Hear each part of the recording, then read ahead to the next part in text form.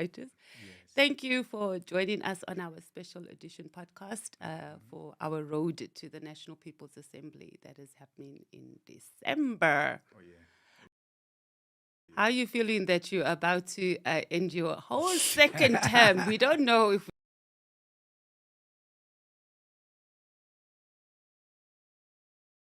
we're going to vote for you for the third term. Well, it has been an exciting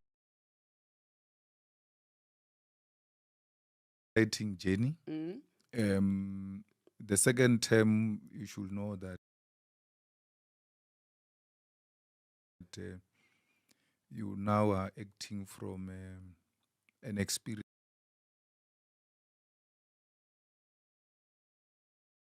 from the first term, and most of the things are not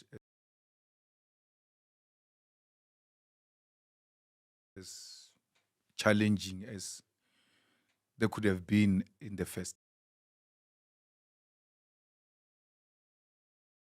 term, where you now had to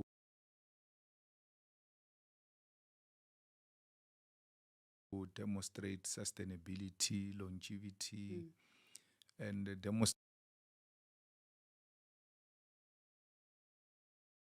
that you are not just here because of excitement.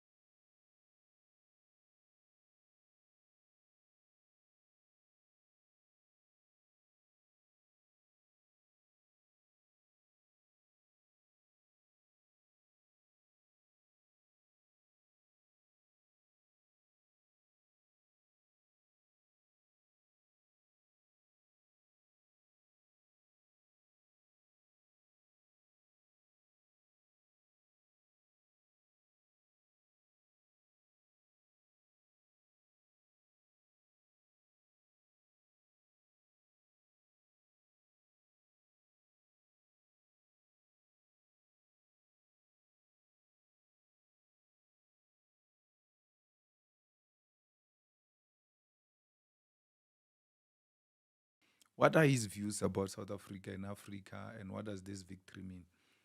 And then you have to deal with the preparations of the, for instance, the National People's Assembly, that politically, these are the issues that have taken place. To what extent have we succeeded in the preparations? Because the CCT we're going to, for instance, is the last, if not the second last. So you have to prepare the leadership as to what were the political preparations before, what are the conditions now, and what is the possible outcome at the National People's Assembly. foresee any danger or any other thing that is threatening the stability of the organization or the success of the NPA and things like that. Yeah. Okay, talk about what don't you like particularly. We know you excel at everything.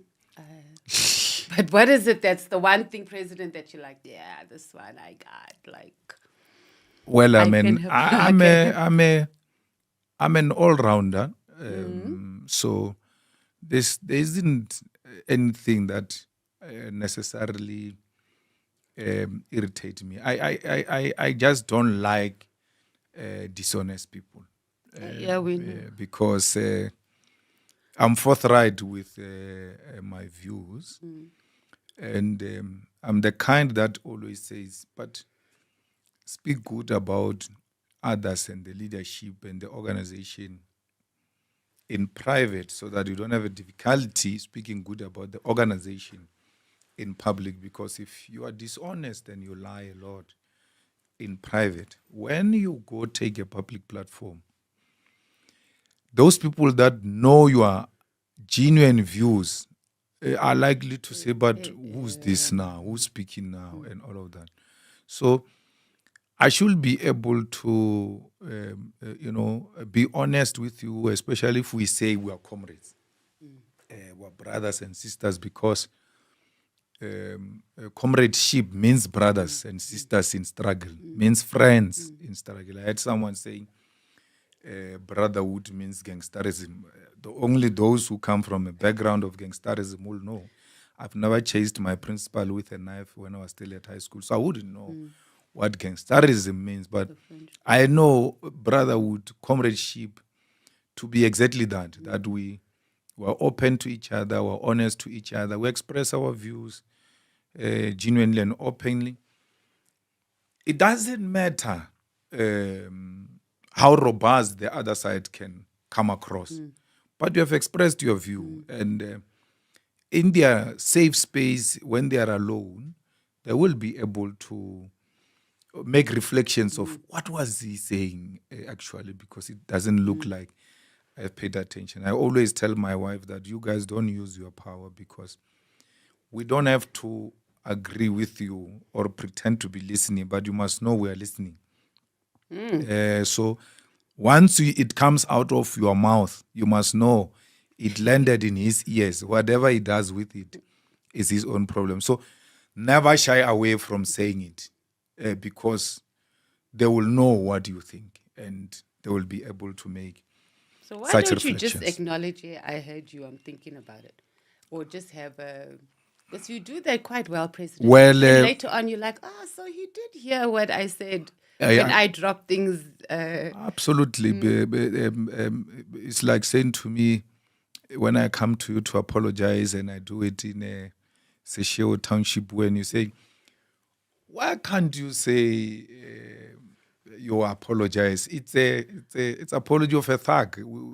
There is a way we do it without having to lose ourselves and feel like we were must read undermined the room, properly. yeah. So you go like, no, okay. No, I don't want such things. What. And then when you are alone, you're like, no. It looks like there is a point there. So the power is in saying it. No, don't hold back, because you're going to tell it to your boyfriend, you're going to tell it to your husband, you're going to tell it to anyone that you feel safe with. And you know how we're going to know how you feel? These people around you are going to start treating us like bad people. Because when you're with them, you make honest reflections about us, but you never tell us. And we don't know how you feel about us, about this. So I'm an open book. When I don't agree, I don't pretend. I don't even wait for you to finish. I go like, and then I stop after realizing, no, But you're this getting a person bit must better now. finish the point. Then I keep quiet, and then you finish. Then I respond. So there's no way you can become better as you grow, because you come to realize that some people don't mean bad. Some act from position of ignorance. Some act because there isn't much information shared with them.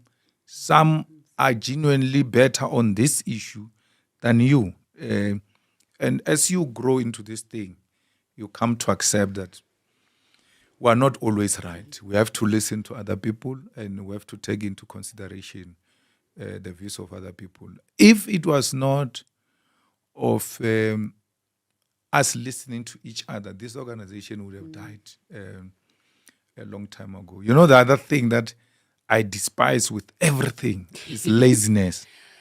Yeah. I don't like lazy people who can execute the simplest task.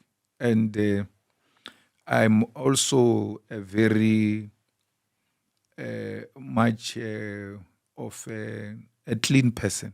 Yeah, we know. So I can't walk into a space where you know there's a mess and all of that. So the mind stops. So if you ask me anything, I'll be asking you, okay, why can't we remove these things? Why can't we clean here and all of that? There are times where I just walk around the office here and I go to the toilets. Our office is effectively a public office because everybody comes here to raise complaints. I go around to check if we've maintained the cleanness of the office, the order in the office. And then one day, when we started operating from this office, as I walk around, I find at the main entrance, someone went to cut a big card box and put at the main entrance. So I'm asking, what is this thing for now? They say, no, it was raining. When people come in, they must clean their feet there before they come in. On I'm like, cardboard. yeah. And I said, no, but it can't be. There are huge carpets of the EFF with the yeah, EFF those nice logo. ones, yeah. Why are you not putting them here? They couldn't explain. I called TG. TG says, there are carpets there by the door. What do you mean? I said, no, come and see. There are no carpets. So this public we are receiving gets into that kind of an environment, which is not welcoming. So if you respect yourself, you'll respect people. Because I also don't understand why would civil servants, if you want to know this building belongs to government, you see it through the untidiness. So huge grass. It's only some passage where they drive into the building. Otherwise, the paving is not maintained. The building is not maintained. When you enter the building, the ceiling is falling. And under that falling ceiling, there are adults who are sitting there. I'm like, why would adults sit under such a ceiling and not do anything? From the workers' rights, I mean, to demand that we cannot work under this environment. Then it forces the bosses to maintain the buildings and all of that. And that's why I was very fond of Andries Tatan campaign because it was about cleaning after our communities. And we went to clean one day in Tawazimbi. And there's an old woman who came, wanted to come and thank me. But it was now starting to be dark and they were saying, no, stop, you can't go there. But she insisted. I said, no, let her come. Then she said, no, Malema, I wanted to thank you because this dirt has been piling here next to my house since I arrived here. To an extent that I didn't see it as a dirt. It was part of my life. So now that you have removed all of this and there's a fresh air coming, but I also realized there's something missing because I thought this is part of here. And that is what cleanness is about. So I really don't take very kind. My grandmother used to say to me, hey, the way you like the clean environment, you're going to marry a person who's not clean the way you want. And then I said to her, no, even if I marry a person who's not clean, my house will still be clean. Remember that time I'm just nobody at home with her, we're talking. And she says, okay, how are you going to do that? No, my wife is not a domestic worker. That they are domestic President. workers. That's a profession. There are people who do that for a living. So I will hire those people. And she laughed like, domestic worker when a child of a domestic worker hiring a domestic worker. So I've always had a plan around it that it's not entirely about wife being clean, or if there is a means, we can always hire those people or clean after ourselves. Why should it be a wife? And we were cleaning after her anyway, and we're not her wives or husband. We're grandchildren, children. Yeah. So even if I didn't have the means, Ratanang is now 18. He would have now have started to clean after his dad and make sure. Yeah. So those are the things, and that I pay attention to detail.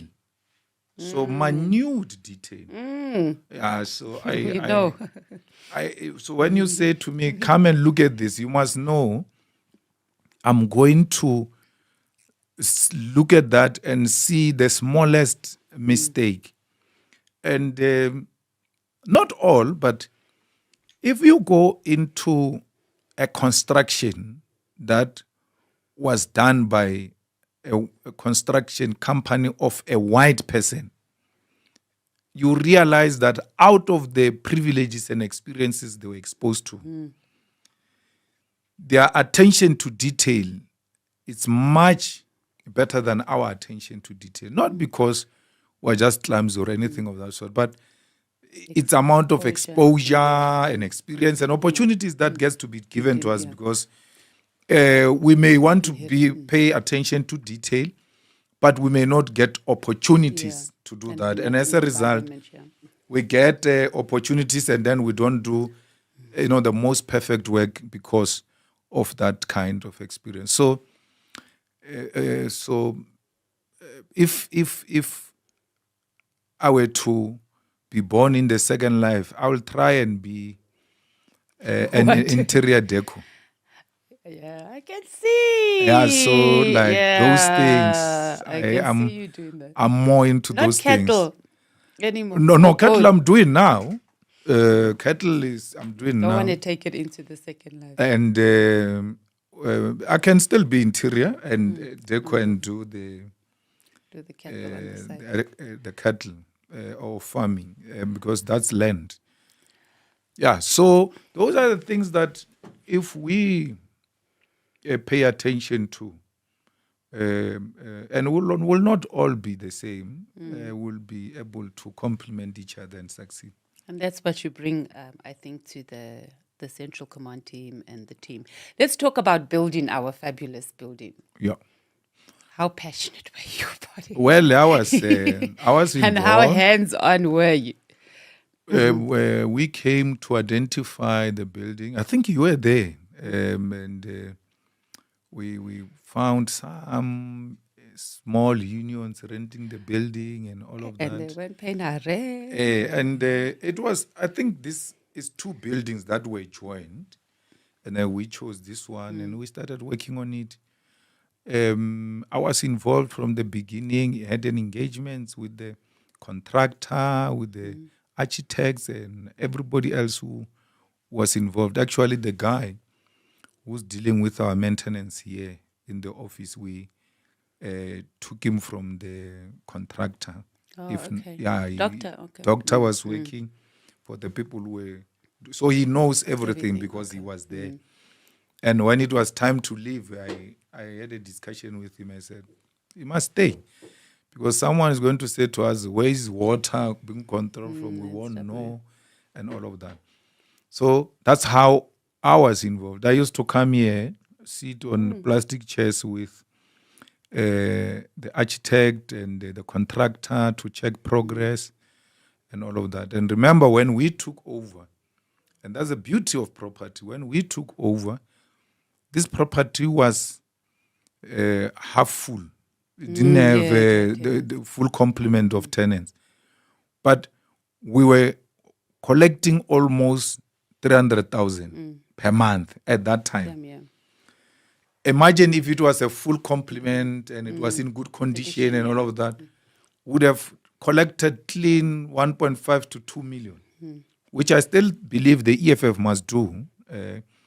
Buy the building next door, develop it, make it nice, and then rent it out to private individuals and private companies as an effective way of fundraising. Yeah, but so I was involved, and it came out very nice. So that's what I'm saying to you. I pay attention to all of those things. If I see something being done for the first time, the second time it's done, I'll be an expert in that thing. I'll tell you, but it's not done like that.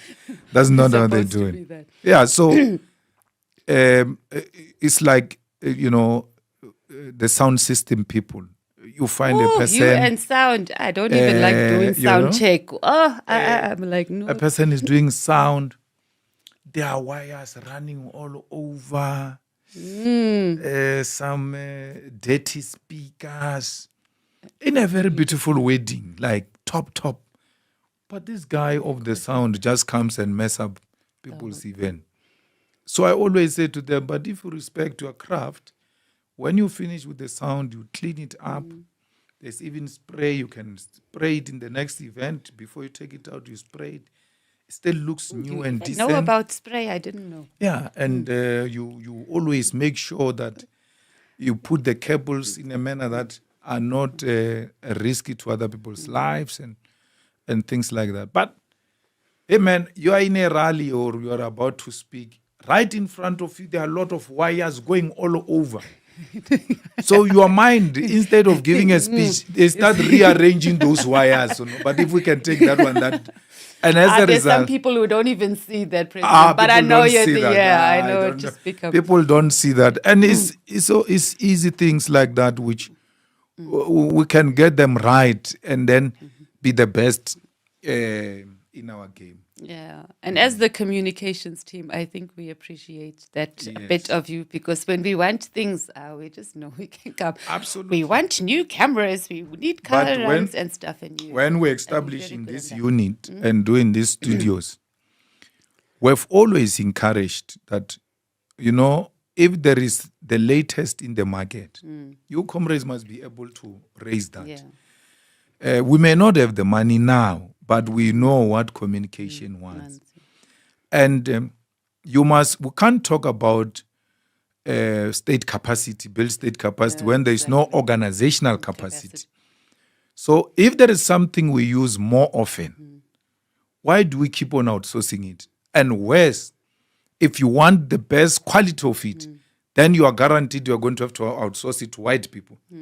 So it defeats the whole purpose. Rather invest in that thing and then buy it. I mean, we were talking, me and you, about the OB van, about satellite, about all those things. And you were telling me how expensive they are. And I said, well, let's do the quotations. It doesn't cost us anything. Put it aside and then give to the TG or the next leadership when we hand over. These were part of the plans we're having. So those are the things that we need to do. I mean, I said, we've got, as the EFF, we've got cows. And I said to SG, we must collect as many cows as possible. Why? When you have a by-election, you want to slaughter a cow. When you've got this, you want to do this. Why not just collect these things, have a big farm of the EFF, and have the cows there, have goats, have whatever. That if you need, when you go to the traditional leadership, as part of respect and courtesy, you have to take a cow. You may not always have the cash, but if you have the cows, they will always be there, because if you have 50 cows, next year you have 100. You get 50 cows, one bull. One bull is to 25. If it's what, not 25? Yeah, one bull is to 25. Bull's big. That's why that, like a mating season. Yes, that's why I like that Equatorial Guinea man who was running around the bull of Equatorial Guinea. So you have Oh, you had to be pokey. Wow, President. 50. You have 2 bulls. Next year you have 100 because they are pregnant for 9 months.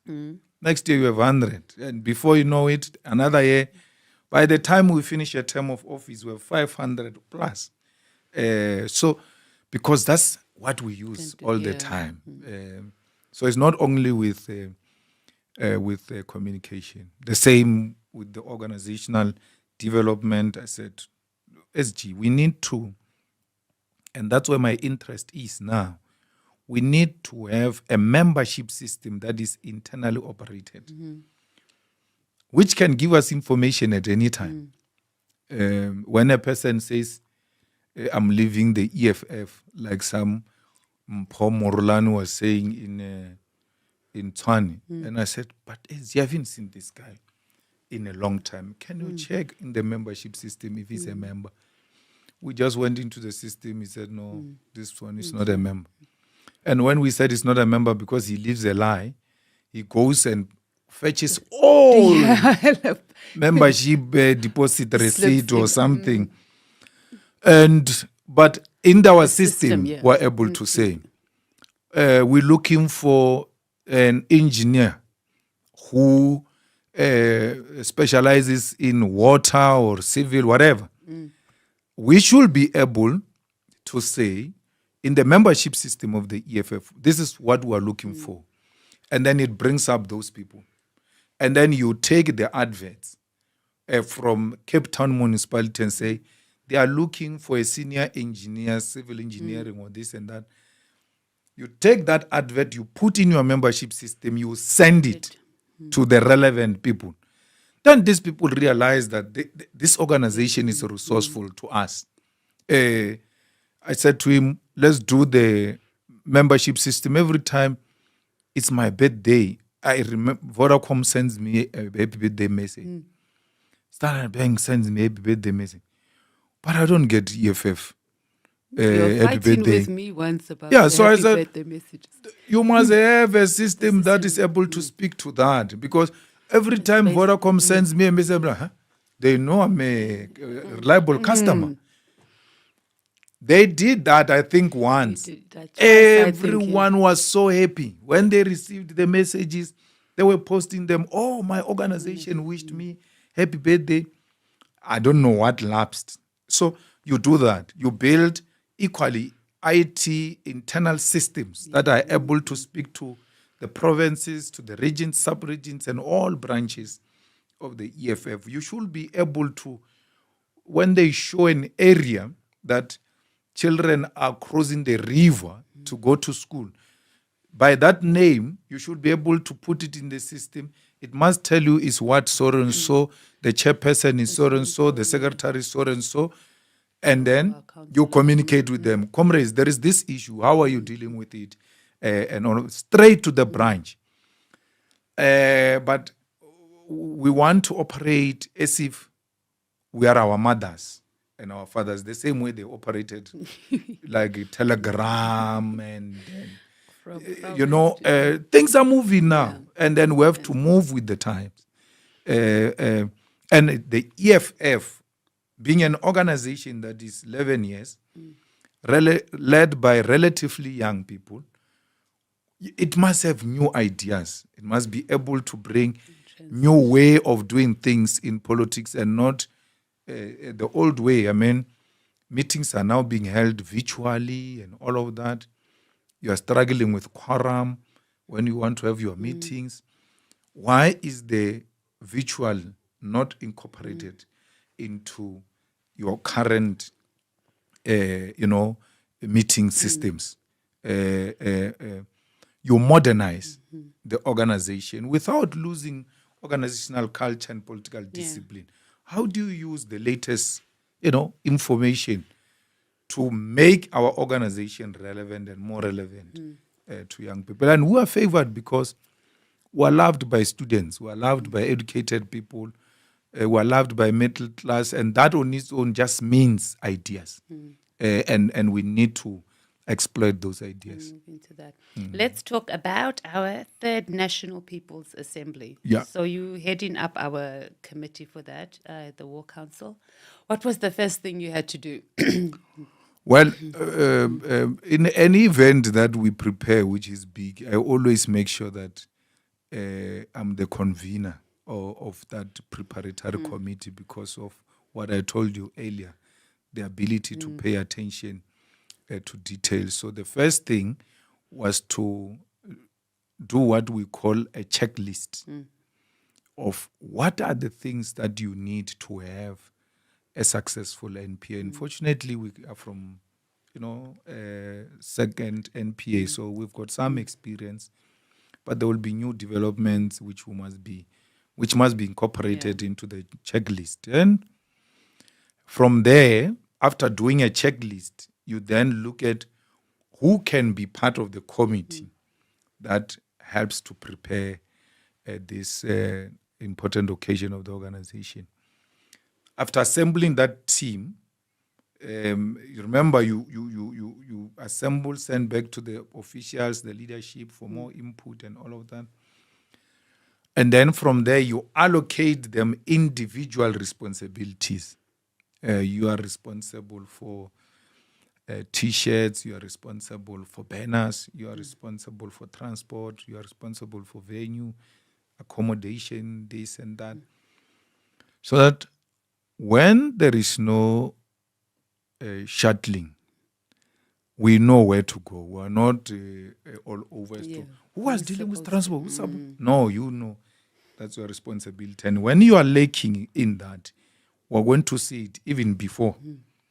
And we remove you and put an alternative person so that we don't have the organization failed. I mean, Ivan Koza once told me that he has been around, of course, for quite some time. And he says to me, I've never seen a political organization so organized like the EFF. From when you go to their offices, you get received, packing is allocated, you get escorted to where you are going. When you arrive, proper reception, the leadership comes. You think it's the office, you go to their events, same thing. In other organizations, we have to run around the stadium to know which one is an entrance, and then you are being chased away, not this side, that side, and all of that. So he says, the order I've seen in the EFF, I've never seen it anywhere. And the reason why he says so, he's just being modest about it because that's what PSL is. Him and Ndade Kaiser Mutaung have professionalized football of black people. The sports of black people is so professionalized. I've never, in my few years of life, seen a situation where they say a PSL game is starting at 3 o'clock and it starts at 3:01. No. 3 o'clock, they blow a whistle. It's going to start. Whether the stadium is full, whether this or that, logistically, everything is in order. 3 o'clock is going to start. So, because of him, look at the 2010 World Cup. Ivan Koza was the chair of the local organizing committee. Everything was done beautifully. We still have good memories and the legacy of that kind. So I've got almost, respect for him for such things. And I sometimes learn from him as to how certain things are done in such a way that they don't embarrass us. So that's what we did with the NPA. So the NPA is the highest decision-making body of the EFF.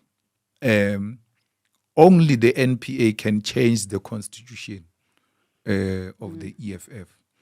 So, and the constitution is not changed or amended in a reckless manner. So there will be constitutional amendment proposals. Some come through organizational redesign, some come from political overview or political report, organizational report, treasurer's report, and all of that.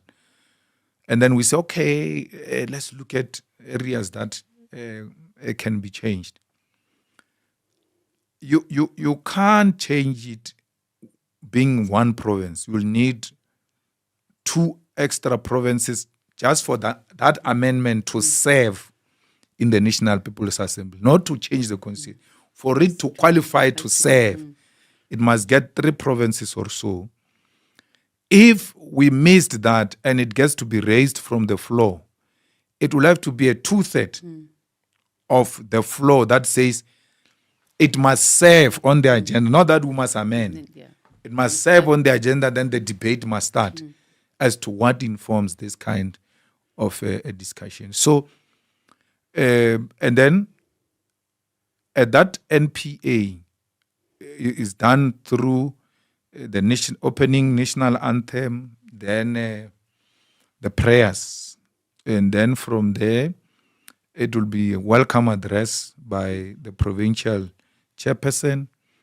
And then from there, it will be credentials as to who is before us here. So credentials will account for voting, non-voting delegates. It will account for guests, both locally and internationally. And we will need almost 70% of the expected branch delegates to be present for us to start. If they are not there, the quorum is not being reached and we have a problem. And then from there, after we adopt the credentials, that can be done, depending on the logistical arrangement, can be done before or even after the political report. It doesn't matter. Yeah. So the president will then give a report of what happened for the past 5 years, politically, economically, international relations, and all of that. Then from there, before you move into organizational report, okay, you're going to have messages of support, locally and internationally. They can be done before, after the credentials. Really, they don't matter. But you cannot present the organizational report before you present the credentials, because you might be presenting organizational report to bogus delegates who are not real, genuine delegates of the EFF. So you ought to say, the people before you here is the following. And these are the people.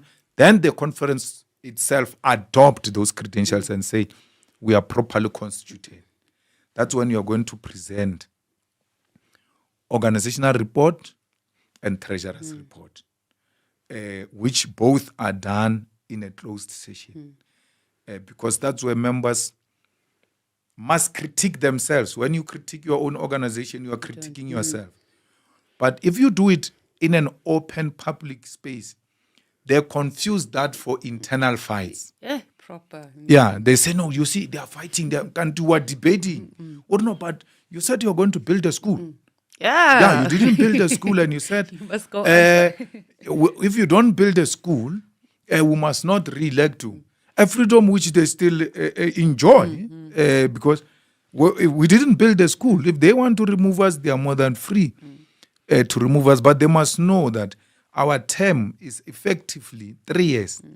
We were robbed 2 years by COVID. We could not do anything and only get to move after. Because right after the conference, we had to deal with those challenges of COVID. But the branches will look into that. The branches will look into the treasurer's report. The treasurer's report is not financial report. So it includes financial report. So it will include the assets of the organization. It will include the commitments the organization have made. It will include all manner of things that have got to do with the sustainability of the organization, including the finances of the organization. So there is a difference between financial report and treasurer's report. That's why we don't have a financial clerk, we have a treasurer, because it's much bigger than that. And members will again get an opportunity to engage with that. Then after that, will then break into commissions to discuss what are the possible program of actions for the EFF for the next 5 years. So those resolutions will then lead into program of action.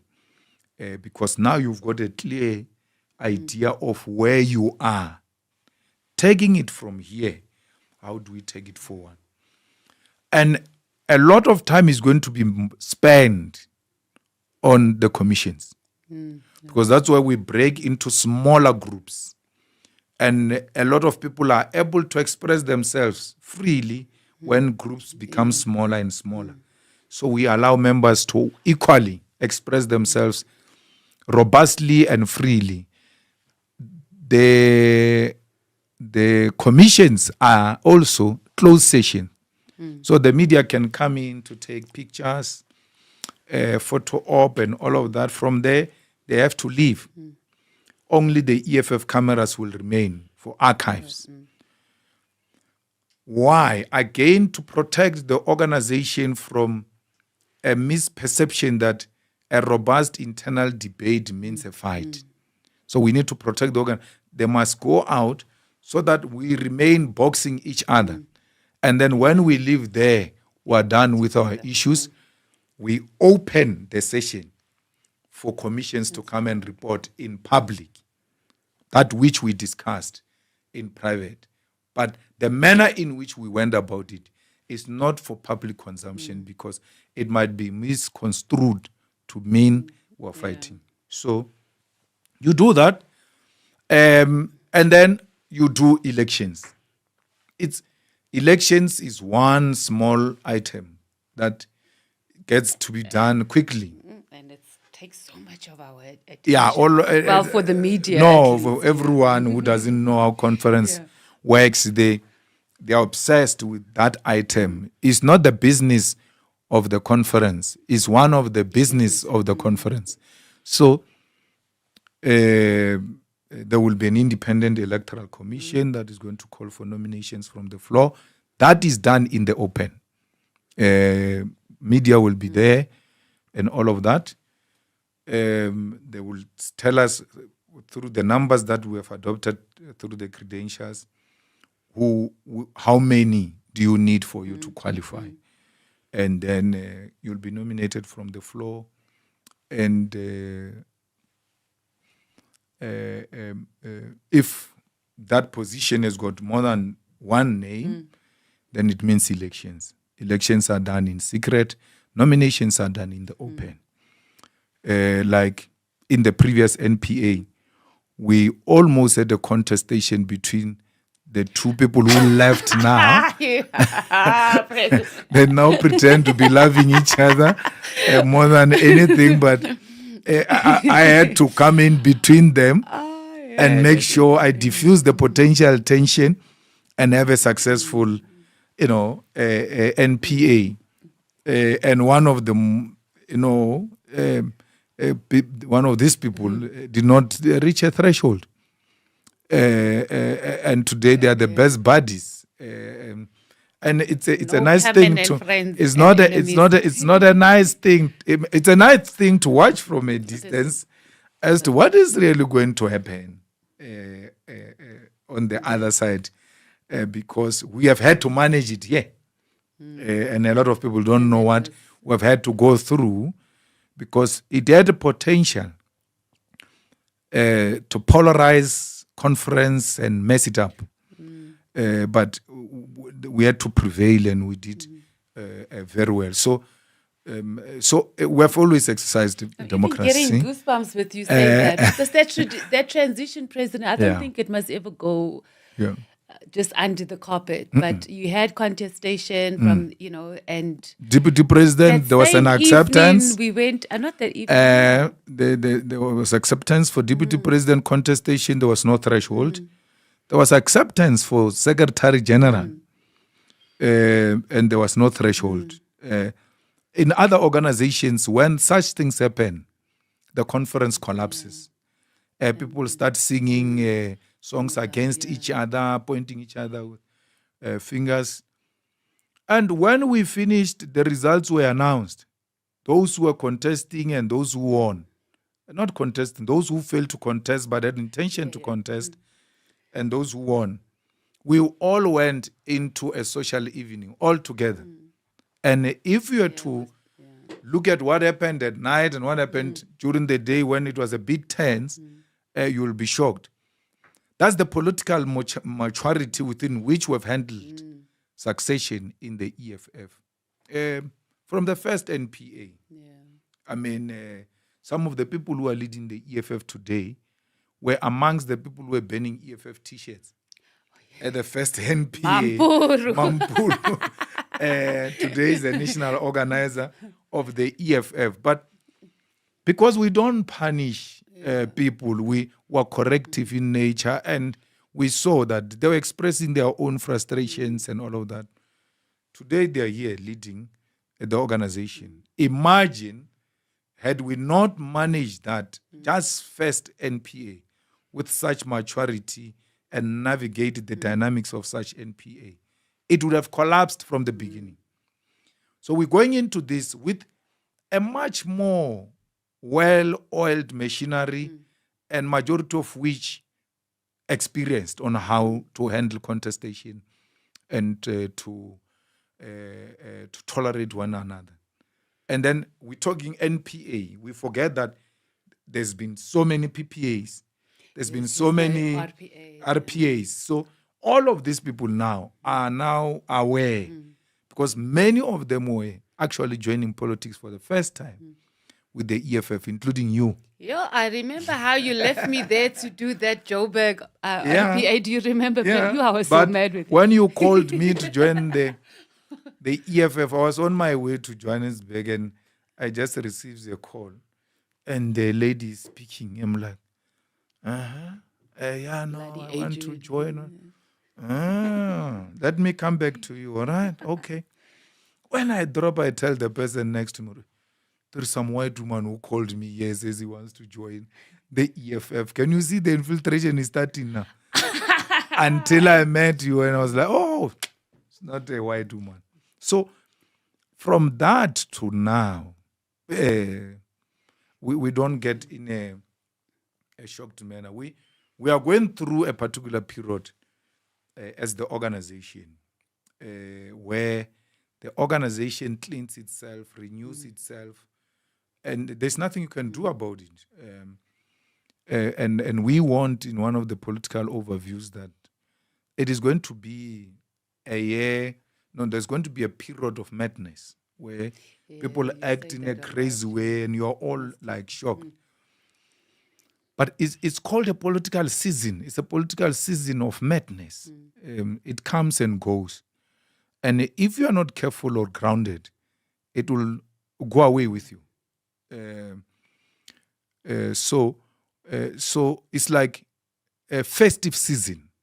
You know, fools spend all their money on Christmas Day, buy all types of things and champagnes and what. January, they don't have money for petrol to go back to Johannesburg because they didn't know that they were within a season of craziness, and they were supposed to rise above that situation. Politically, we go through that. It's our Christmas season. So you ought to be very careful not to spend all your money on this, because there is January coming. Kids want a school uniform. So as it unfolds, at the beginning it was a bit difficult. But the politics that we have consumed now have helped us to come back into political realities that, oh, by the way, these things happen. But we are human.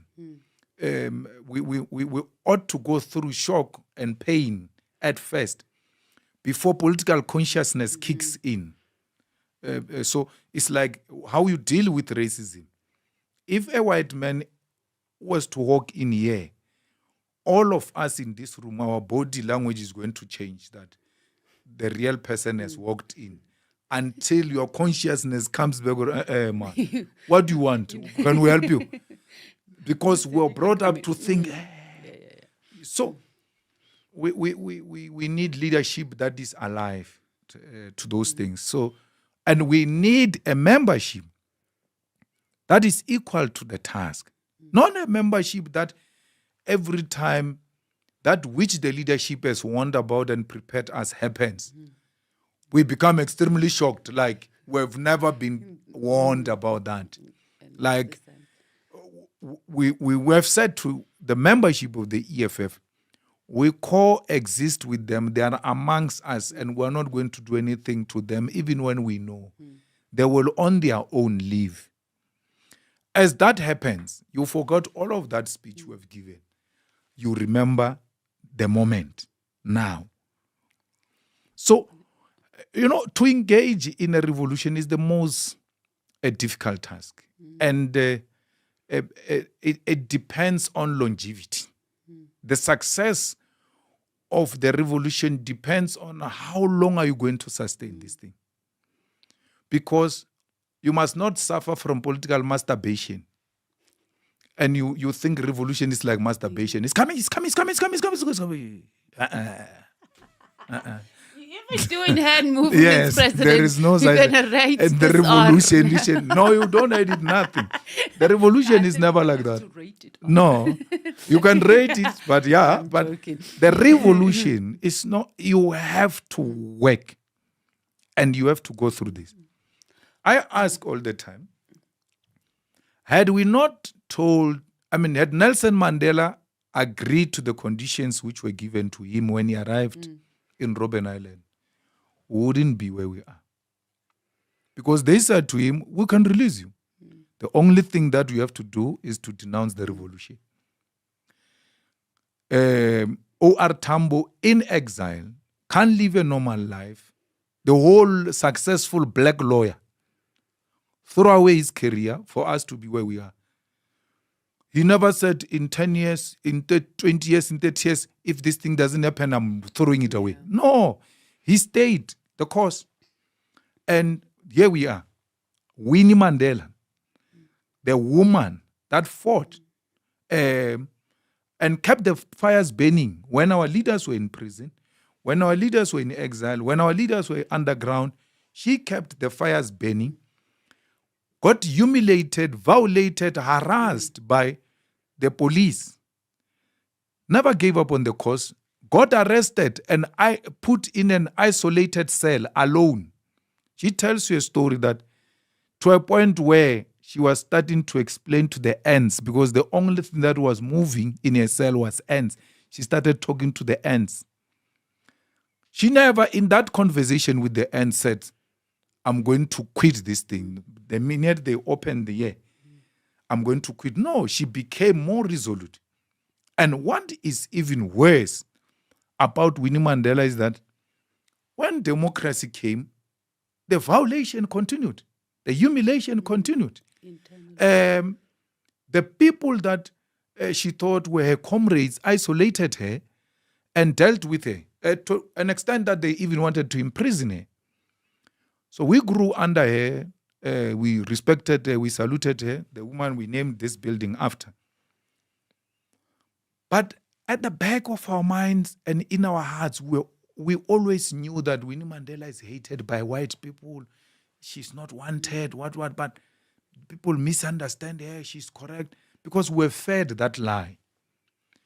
And when Winnie died, I never cried. I went to her house, because I went to see her at the hospital and all of that. And I knew she was sick. When she died, I never cried. I cried when we were on the N1 to Four Ways. It was raining. And then the people who were going to the south and were going north stopped the cars because the N1 north was blocked for the procession, and then the N1 south was open. People on their own stopped their cars under heavy rain, took pictures, waved at her and all of that. And when we turned into Winnie Mandela Drive, William Nicol, we found long queues of people standing on the sides of the roads, black and white, including black kids waving their last goodbyes. That's when I cried, because I was told this person is not loved by anyone. Kids under heavy rains, whites with privilege, they had nothing, no reason, none whatsoever, to get out of their comfortable houses to come and wave at her under heavy rains, because people know their leaders. Yeah. Had Winnie given up on the struggle, wouldn't be where we are. You, the young women who look up to her, who say we have multiplied, you will not have seen the need to join the struggle. Actually, they would have used her to scare you guys. And it's not only her, there are many women like that. I mean, I was watching one interview of Thandi Modise, and the interviewer just missed an opportunity to ask her about her prison life. She gave birth in prison. How do you have Thandi Modise in an interview and you miss an opportunity to say to her, explain to this young women and young people of South Africa as to what did women go through in the struggle, in prison, in exile? She gave birth. And I don't know, but all of us would have wanted our children to be born in a particular comfortable spaces. And if it happens to you like that, the first thing would be that when I live here, I'm concerned about the health of my child. I must concentrate on my family. Look at what this thing has done now. I give birth to children inside prison. The immediate thing would have been to quit. These people I'm telling you about are people that I know intimately, and I've had an opportunity to learn from them. Peter Mokaba was reported as a spy, sent into exile to go and explain by his own peers and his own comrades.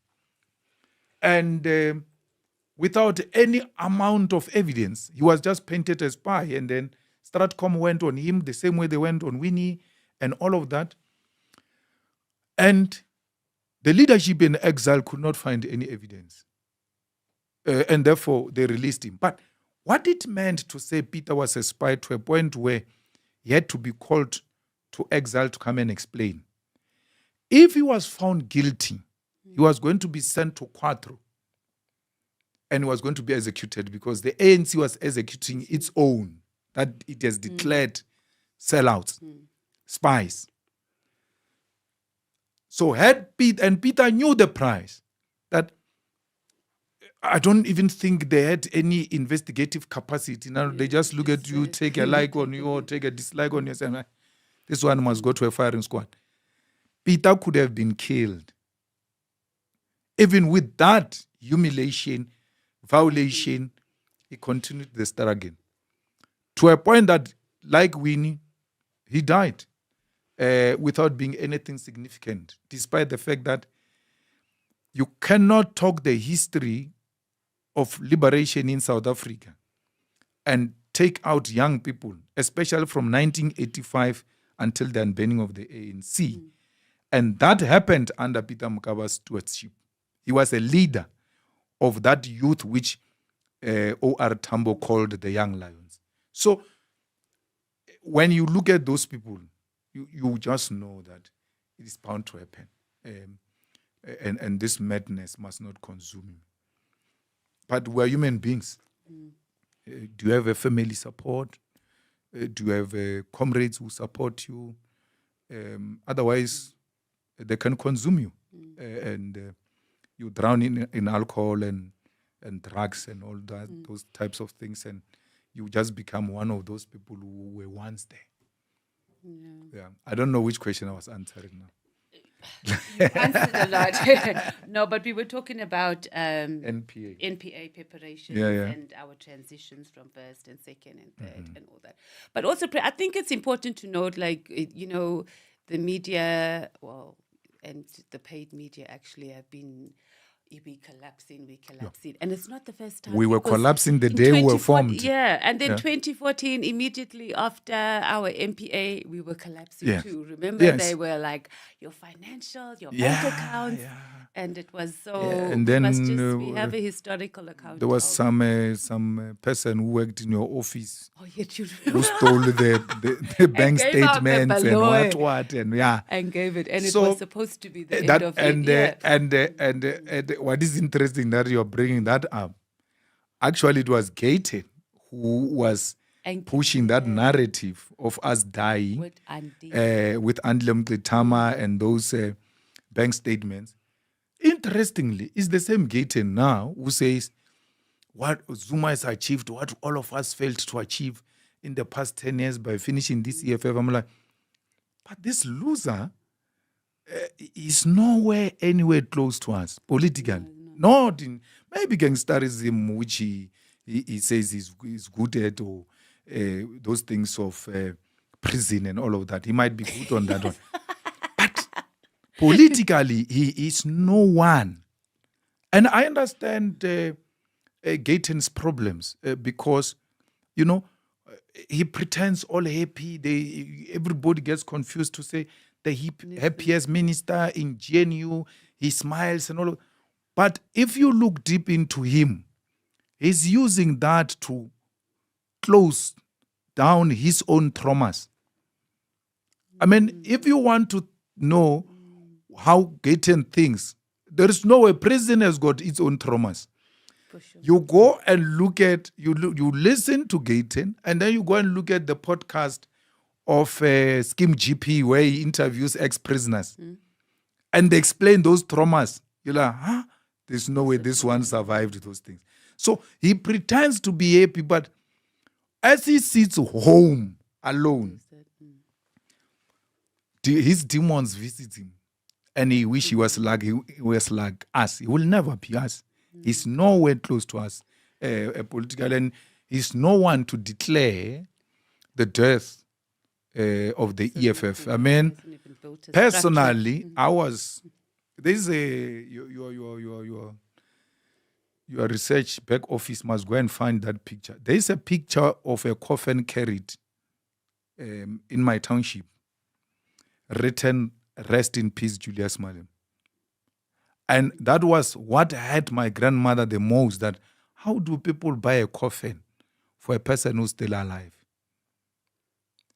Maybe still to come again, that coffin. So you are not talking to the real person here. You are talking to a ghost in terms of my haters. They've long buried me. I shouldn't be here. And this, what is happening now, can intimidate me, can shock me. I can't be threatened by Zuma. No, I defeated Zuma. Zuma thought he buried me, expelled me from the ANC for comparing him with Thabo Mbeki, for saying there is a regime change which happened in Botswana now. I was guilty for that. I was expelled from the ANC by Zuma, and Ramaphosa was used as an instrument. So Zuma, my encounter with Zuma is not for the first time that it is the way it is now. He's inviting me back to fight with him, and I will do it, and I will do it with ease. I'm not scared of Zuma or all of his people who are working with him. There is no way anyone is going to threaten the existence of the EFF, and that person becomes a friend. Yes. It will be a lie. We'll be lying to ourselves. People keep on stepping you at the back, and then when they meet you in public, they want to be smiling and all of that. No. Keep your distance. Let's just know we are not together. Let's do our own separate things, and let's build our own organizations. We wish everyone well. Let them go and do whatever they want to do. Many of them are known for laziness anyway. They are not of any political currency. Them, yeah. We had to carry them, but it's an organization. It is what it is. It has to be like that.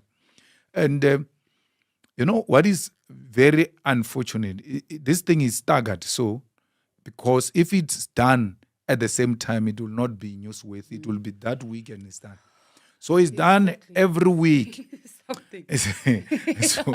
so I've got a list. I just told you before we started. There's another one next week. You will see for yourself. And I'm happy if it happens before you broadcast this thing, you'll have to come and update it that, no, I want you in the discussion.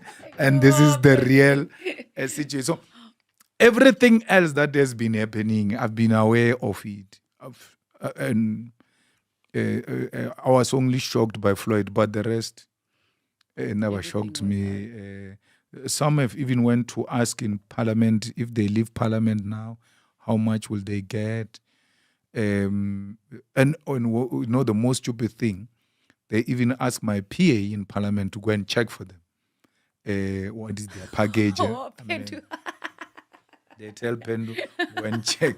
So as they come here, see, I'm just looking at them. Oh, you're waiting to cash out my guy. I remember I called you once because I was traumatized. I'm like, so how does this president sift through all the, because you're going to get misinformation, people will also just peddle stuff, and then I go crazy. So you don't,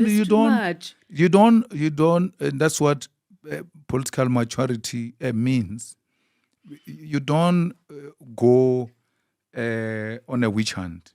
Yeah, that's no. But you ought to be very careful who you assign which responsibility, so that you don't set yourself up for failure, but know them for who they are. And my son is 18 now, so we argue a lot. I always tell him, look, this one is going to go this way. And then he will be the first one to wake up in the morning. Hey, you were correct. So and so is gone. What? So I know them. But I will never leave my glass empty. My glass with them. And say, I'm going to take a phone call or go to a bathroom and leave a glass with them. No, I can't. I can't do that. And you know what is so shocking is that they operate as if they are smarter than us. I mean, Floyd says, and he's not lying, Floyd says there are people who knew that he was leaving, and they begged him not to tell me. But they knew, and it's true. They told me after, some of them, some of your favorites. I called them, I said, come here. Pokey again. And then I say, did you know Floyd is leaving? He says, yes. For how long did you know? He says, no, it's 2 weeks now. So why didn't you tell me? No, I didn't see a need to tell you.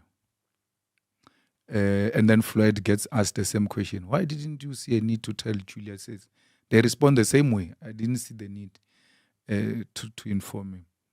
And why would you say you care about the EFF? That's not what I'm saying to them. But why would you say you care for the EFF? You get told such a sensitive information, and you don't bring it to the attention of the leadership that, look, there is this thing. I'm not sure how true it is, but it's going to happen. And I said, okay, but what was your advice when that happened? I asked him if his mother prayed for him. I asked him if he prayed about it. And that's it. And then we must still come, Lien. We're human beings, man. Come on. We must still come and still be like, we're sharp, we're fine, we're together. But you have your human no, but you do organizationally, well, you come, you do your work, and then you go your separate ways. And I get information from their own people on the other side, factual. That's why I've never seen a need to go witch hunt anyone and all of that. No, I tell the SG, there might be this possibility. SG, there might be this possibility. So it's the second highest. I can only share that information with him so that when it happens, I don't claim, no, I knew, but I didn't, but you see, it's lying now. So I had to bounce it with someone. And I liked what Godrich said when Floyd said, some of them knew and asked me not to tell. Godrich says, if you had told me, even if it's a joke, I would have told the president or the leadership that you made this kind of a joke. Floyd writes into his DM, says, why are you not asking me who said that and you tweet the things you are tweeting? Ask me. I'll tell you. And then I said to Godrich, leave those things. We're fine. We don't want to hear more damaging. Like, and then what's what? Yeah, so we don't want to be. But that would have been a hard thing, though, President. And I say this to you, for us to, like, even if I knew, not that I did, but to come, like, because it was him and he's leaving. And how? But I was told by Vuyani. Why was it not difficult? Vuyani told me. But before? Yeah, before. Vuyani told me, said the information came on Monday from these sources. So I thought it was NPA. So I went to check it. And then it is now confirmed that this guy is leaving.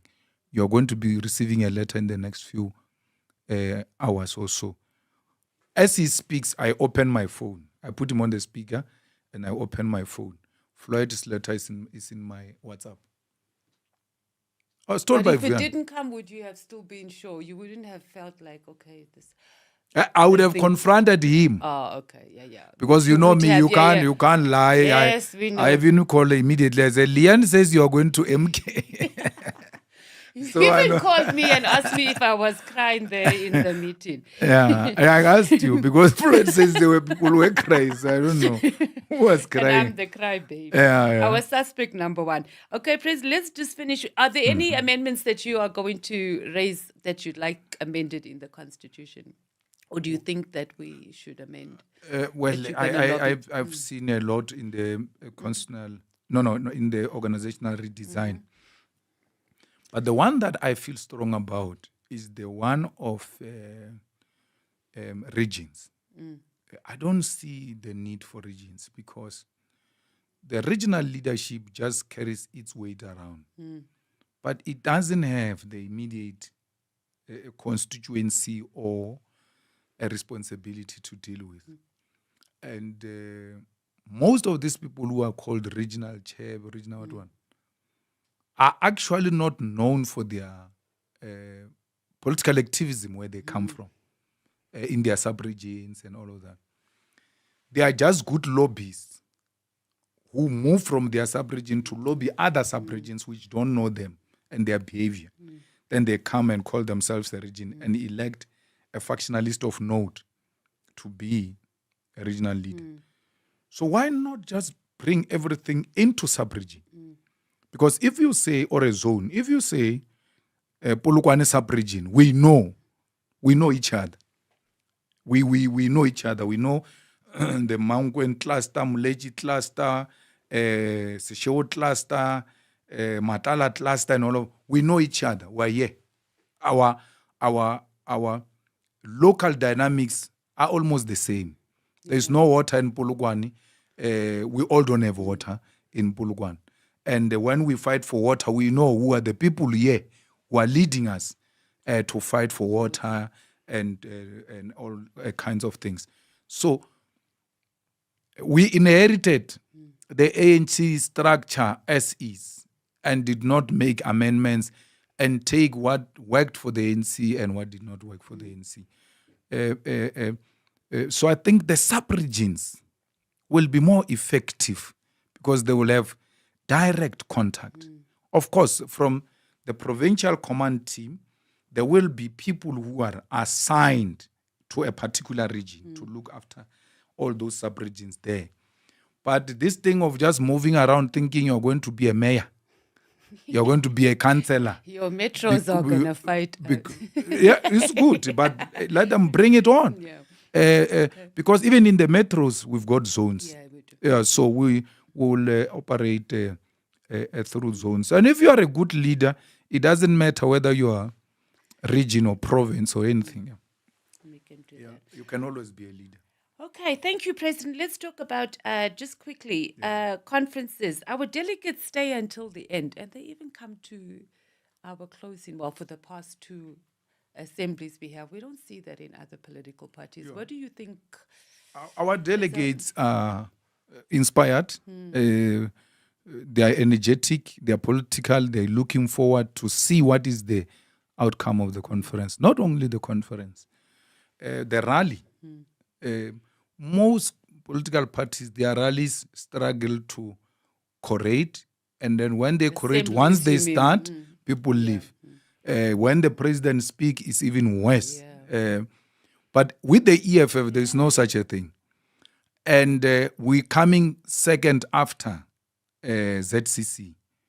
In ZCC, you find millions of people in one place. So as you enter the church, you think, there's no good turn up, and there are no people. There are people there inside, seated, millions of people, discipline. And there is that element in the EFF. And, if we can master it to a ZCC level, we will have extremely huge rallies. Because you find the people inside the stadium are equal the number the people outside the stadium. So the level of discipline in the EFF, that's what inspires a lot of us. And the level of discipline is what actually gives some of us as leaders hope that this thing will live forever, because there are people who live it, who love it, who can't do anything. They just want to be the EFF. They defend it to the extreme. At times you even realize it's not necessary. Like, take a chill but pill. that's how they feel about the organization. So the discipline in the EFF is extremely amazing. And look at the kind of the criteria we use now. 10% election outcome determines if a branch will qualify to have a delegate or not, which means you're going to have quality branches, not just riff-raff. No, quality branches that come from the hard-working membership of the organization. And you can't be hard-working and produce a mediocre delegate who's going to embarrass you at the NPA. Okay, in closing, let's talk about unity. What? Unity. Yeah. And how they are, they're saying leftists, political parties must unite and they must be together. Talk to us about that, President. We agree. We agree. And who must? All the left forces must come together. All the progressive forces must come together. But it must not be done in a criminalized manner, in a syndicate manner, as if it's an operation.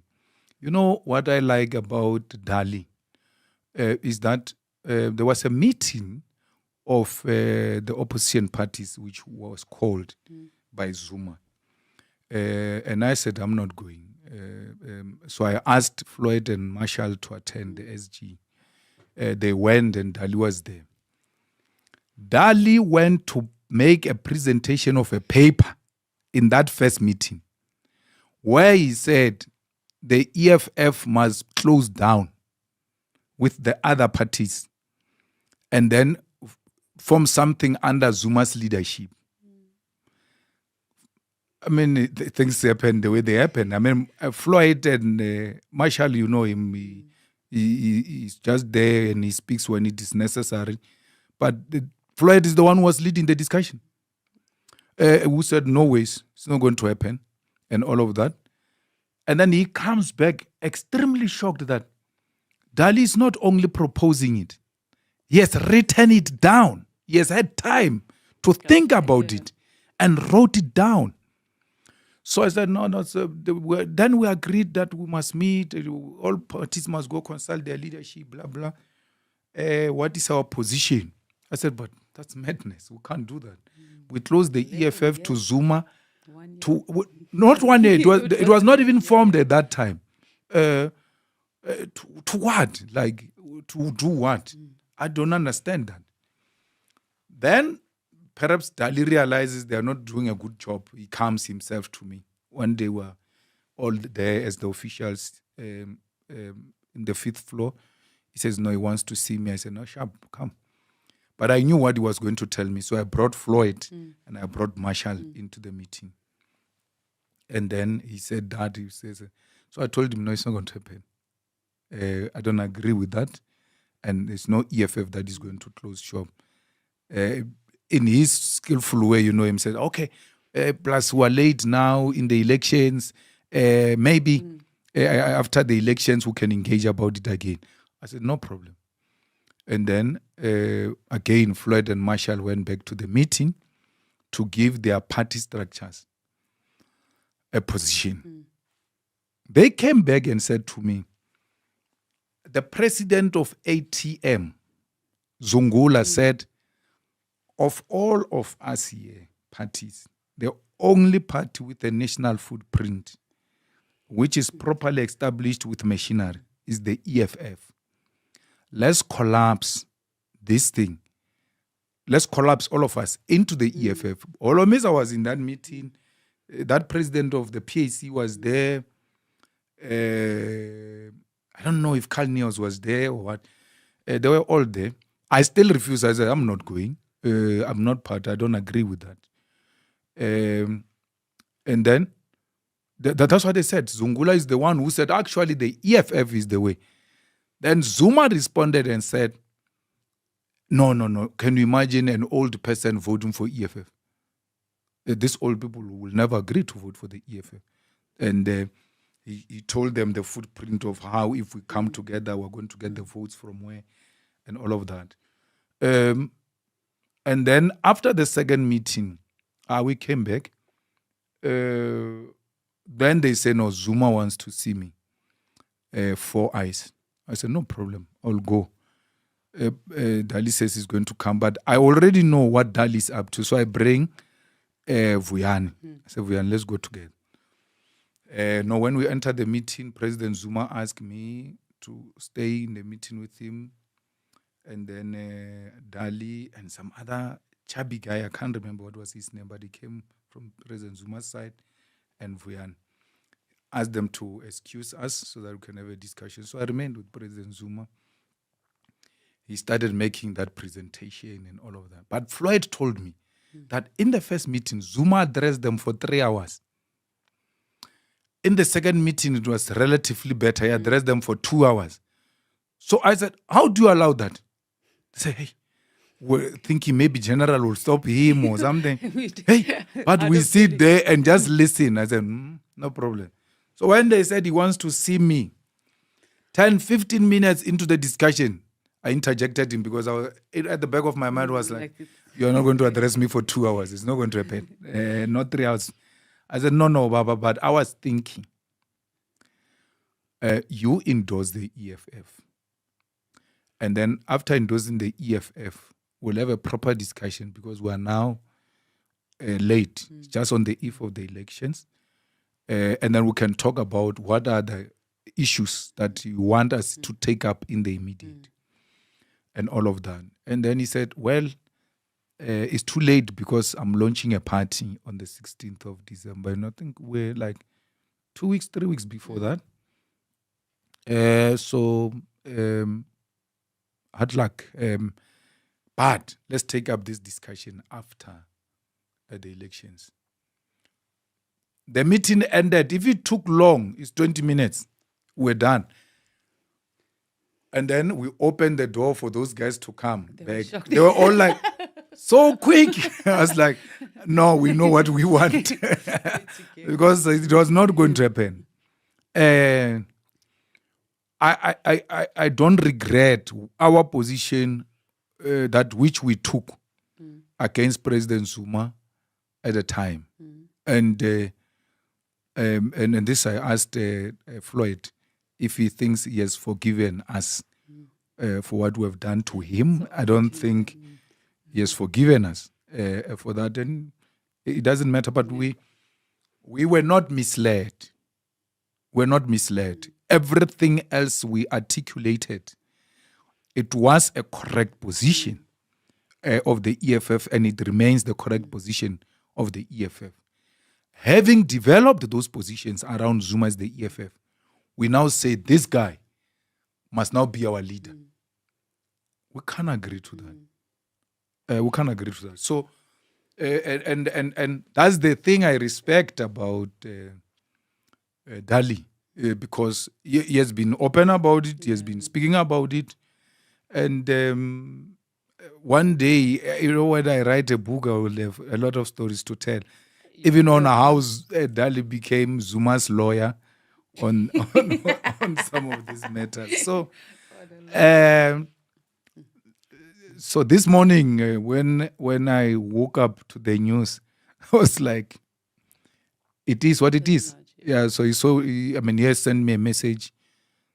First, he sent me a message about the birthday of his daughter turning 21st. So I didn't respond because I could see what Dali was doing. So I knew if he sends me invitation to a 21st birthday party, it means he has sent to everyone, which means we're all going to be united under Dali's leadership. And then he's going to project himself as this guy who brought all of them under one roof. So I said, no, I'm not responding because I'm not going there. And then he sent me now a text a few days after that he wants to see me urgently because he knows Parliament is in recess. He can come to the office, or I go to his house, or he comes to my house. I didn't respond. And because we are so used to this now, my wife says to me, he wants to say his goodbyes. No. I'm not good for. I'm not good for goodbyes. So to the end of I'm fine. I don't want. So let him do what he wants to do. So we respect his decision, and there's nothing we can do about it. He has been there. I know of the work they've been doing. I know of the work he has been doing and all of that. So this has never been a shock to me. It was just about when is it about to happen. It's going to happen anytime, but we just don't know when. So it eventually happened, and we're fine. Perfect. Thank you for our first episode of our special broadcast president, the outgoing president. So if you're going to get nominated there. So when you say outgoing president, you are right. And it of all these political parties that claim to be democratic, we are the only organization after the ANC which goes to a conference and the president gets to be told your term of office has ended. Please, thank you very much. Leave the stage to go and join others. In between that pronouncement and the election of the new president, the EFF does not have president. So, and that's what succession means. So anything can happen. The good lobbyist can come in between that space and lobby nicely and get a completely new president. That's why when I'm elected president of the EFF, I'm not called the re-elected president of the EFF. They say the newly elected president because you are only president for that term. And when they say you are new, they mean your mandate is new. You've got a new mandate. And only a democratic organization will do that. Look at, we've got all these problems that are going on now. This one is going to leave after the conference. This one. A dictator will have all the reasons to say, no, let's not go to a conference and see how this thing goes about. You can justify your stay by using the current, dynamics. Another dictator can come and say, our term is 5 years. We only served 3 years because the other 2 years there was COVID. So you need to extend our term with 2 years so that we can have our full 5 years and implement our mandate. But we don't do that because we know dictators at all, not because we're seeking to convince them. They know we're not. We're the most democratic organization, but very decisive. And that doesn't allow ill-discipline. Because of the order and discipline, they say we're dictators. But none, Herman Mashaba, with the Bunny from the Oppenheimers, no conference. Peyton Mackenzie, Mapantiti, no conference. Zuma, MKP, no conference. You can go on and on. None of them hold a conference. And they are not pretentious about it. Yeah. They don't say, maybe we'll see it. They say, no, there's not going to be any conference here. They are not called dictators. But ourselves who go to be held accountable, political report, organizational report, treasurer's report, accountable. You are being held accountable. And then get to be subjected to re-election if you are available and still lose. Yet you are called a dictator because they want to delegitimize, the EFF. Helen Zille makes it very clear. The white monopoly capital said we must protect Ramaphosa against the EFF. And she goes further to say there are only two political parties in South Africa. It's the EFF and the DA. Because our policy positions are very clear and we do not agree. And she's right. I think as she gets old, she starts telling the truth raw as it is, and it's not good for them, but she's just talking and telling the truth the way it is. Why should Ramaphosa be protected from the EFF and not the rest of these other political parties? Yeah. Why do they form all political parties, and all these political parties are formed to fight the EFF, including Rise Muzanzi? I mean, that guy, you can confuse him for some receptionist there in parliament. He doesn't even look like it doesn't look like a member of parliament, doesn't inspire anything. He gets given 30 million plus to issue SMSs that don't vote for EFF. They are rude, they are disrespectful. Why would you spend so much money to write such absolute nonsense? So you cannot falter the EFF ideologically, politically, and organizationally. That's why you try to find peripheral issues. You say, what is revolutionary about saying Zuma has got double-deck head? It's double-deck. What must we do? It's political humor. It's a political humor. When you say Ramaphosa has got a big nose, it's a political humor. But because you don't have humor, you're cold, you never give even a firm handshake or a firm hug. You want all of us to be cold. It's a political humor. There's nothing, no one has ever argued that it is ideological or political. No, a political speech is not a lecture in a lecture hall or a lecture room. It has to keep people alive and people continue to eat from your hand. As they're still paying attention on these peripheral issues, you hit on real issues and then make them understand. So you simplify them like that. And then someone wants to come and sound more ideological and political. And then say, we're calling body parts. I've never called a white female journalist with an F word. I've never done that. I've never said to an Indian, a Muslim journalist, you are drunk. I've never done that. With all my political activism, I threw stones at the school, at the teachers during protest and all of that. I've never taken a knife against my principal and chased the principal or a teacher around the schoolyard. And what's revolutionary about that? Yeah. So it is peripheral issues that because you can't falter, you say, no, we must not call a body parts. You can't tell us what to say. No one can tell us what to say. Is it constitutional? Does it violate the constitution? Or is it a political speak or a political speech? If it falls within political speech, what's your problem? Go on with your coldness. We are warm. We make things happen. On that note, are you available? Yes, For if which I'm nominated position? Yeah, I'm saying. in that conference, Yeah. I will accept nomination. For which position? I don't know. They will nominate me for which You position. for a CSE I will accept that position. But even if they don't elect me, I've served. I'll continue to be a member of the EFF.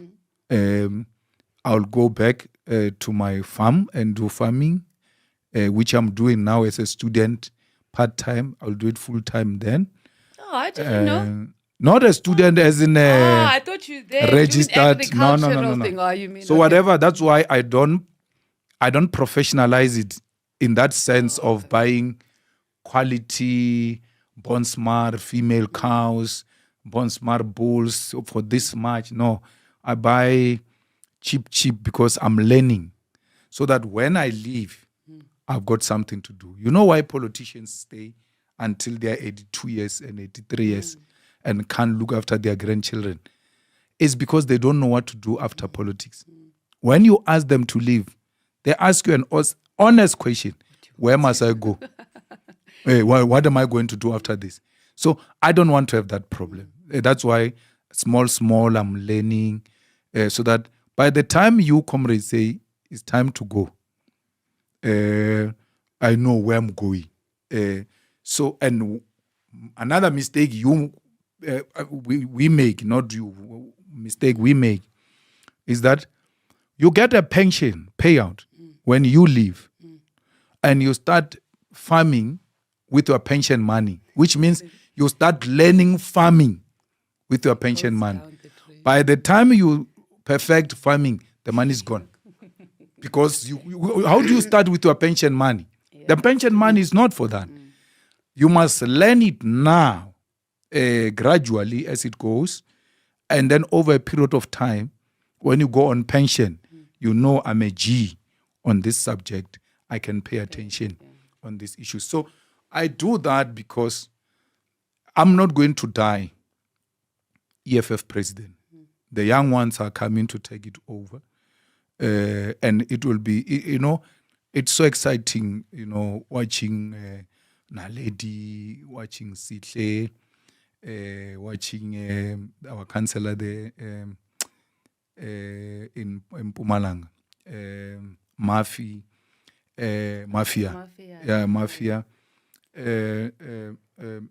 Doing the things that we were doing when we were young, and you're like, these guys are going to take this thing and they'll be able to run with it. Another constitutional amendment, which I feel very strong about, is the formation of the Youth Command. And the formation of the Youth Command does not mean the collapse of the Student Command. It means the Student Command structures collapse into the Youth Command, and we continue as is. The same way the ANC Youth League does it, because I find that to be the most workable way of doing things, so that you don't have the two organizations of young people competing for a space. They need to be organized in the village, in the township, in the suburb, in the schools, in the workplace, everywhere else where they are found. And these young people that we look up to now, they can carry this thing. They will be able to be the second and the third layer leadership of the EFF. And it's a duty of a leader, by the way, to produce other leaders. And then when you produce these leaders and you sit back, you know that which I represented, these comrades, I continue with it. And the other thing in fostering that unity and continuity and change in the EFF, one other mistake we do is to take our comrades and our colleagues into our homes. The political enviness and the political jealousy is too much. And it's one of the things that leads into, divisions. A person just start, being angry at you and not wanting you. You didn't do anything. You took them to your home. There is a guy called Bruno Mtolo who hated Mandela and Sisulu and turned against them in prison because he went to their homes and said, these guys live like Englishmen. The way they dress, their homes and this and that. So, uncle of Vuyani passes on, and one of the commissars, some commissars go there. And one of them, unwittingly, unaware, Vuyani's uncle, they stay in the township, the Deep Kloof, the blacks, people there in Deep Kloof, they're proper people in proper houses. Vuyani doesn't stay there. Vuyani's home is a different home. Those comrades see Vuyani's uncle's home and say, people are living. Eh? Look at that. And then he gets hated from that. Just because. I think one of the advices I will give you, let's keep it professional. Let's not expose each other to our homes, because these people are not wishing you well. They wish they were you, and I mean, they can have everything they want to have under the sun, but they decided to be defocused and do their own things, and you focus. Same time, same hours with them, and you achieve more because you are focused and they are not focused. Then they use that to attack you. And when you embrace them, bring them into your home, bring them into your lives, and say, these are your brothers, and then they step you at the back, you must not use that to judge on others. But you must just know that you ought to be very careful around who you bring into your life and who you bring into your homes. It doesn't matter. You can share the same political perspective. We have only one home where we can meet. That's Winnie Mandela's headquarters. That's where we can meet. Thank you. Wise words, and it's a wrap.